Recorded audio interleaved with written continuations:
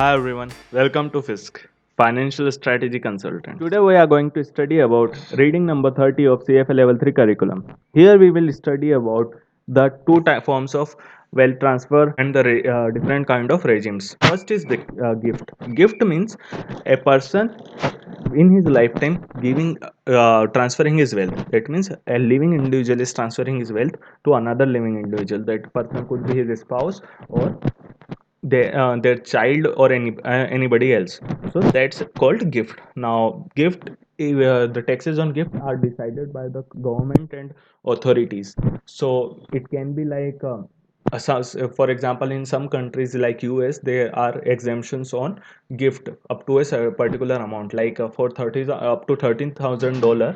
$13,000 US government doesn't charge any tax, and there is an exemption. So if somebody has a $14,000 gift, he just have to pay the taxes for the $1,000. Now we study what is bequest. So bequest is a testamentary gratuitous transfer. That means a person transferring his wealth after his death. So in such a case, there could be a taxation on the estate. That means the person who is giving the wealth, providing the wealth, transferring the wealth, have to pay the taxes. In the other case, the person who is receiving, inheriting the assets will have to pay the taxes. So these are the two primary source of wealth transfer. Now there are different kind of laws which are basically segregated into the three in the CFA curriculum.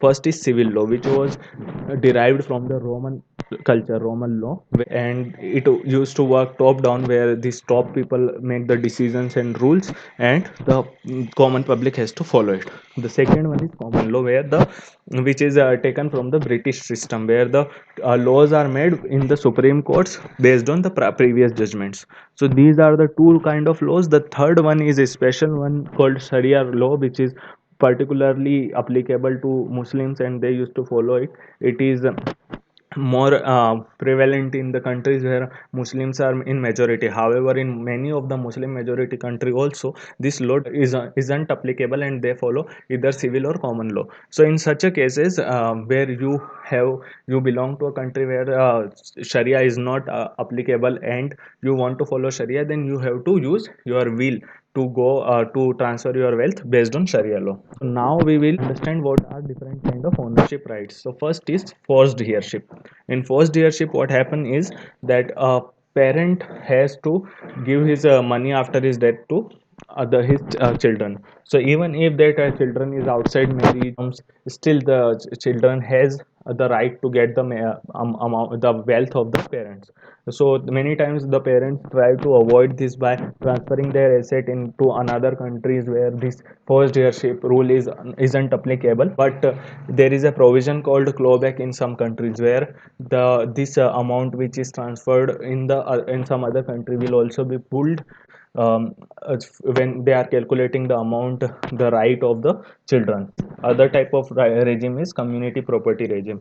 So in a community property regime, the amount, the total income to the spouses has after their family, that is after marriage income is considered their marital income, and then 50% of that directly goes to the surviving spouse in the case of death of one of them. That's the law of community property regime. There is also a separate property regime, where both spouses manage their own income and have their own wealth. So when the any person die, the transfer would happens according to his or her will. Now in community property regime, one thing we have to understand is that the amount, the income is not the total assets of the spouse, it is the total marital income of the spouse. So some one of the spouse has inheritance property of any amount, that want to consider in it. So now we will look at an example. So in this example, there are two people who are living under community property regime. Their name is Hope and Larry. So they have been married for 40 years and had total marital asset of $1,300,000 and total assets of $1,800,000. So the $500,000 is the inheritance of Larry, which is not part of marital asset. Now they have two kids, two children. One is Toby, who is 34 years old, and Emma is 32 years old. Now what happens is that suppose Larry die, so what will be the amount his wife will get under the forced heirship rule, and what is the amount that is his children will get under this rule? That is what we have to calculate. So in this community property regime, there is also a forced heirship rule which says that 30% of the total asset will go to the spouse and the rest 30% will be divided among the childrens. Now so solution is that under community property rule, Hope will get 50% of total marital income. That means 50% of $1,300,000. That is $650,000. Under forced heirship rule, she will get 30% of total asset. Means $1,800,000 into 30%. That is $540,000. So she will get greater of the two. That means $650,000.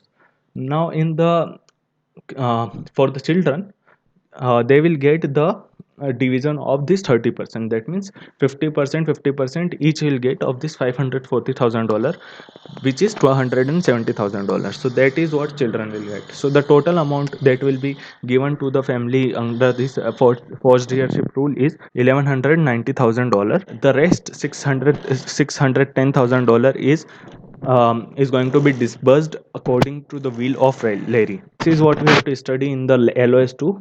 Please like, subscribe, and share this channel, and do comment to let me know how you feel about this video. Thank you very much.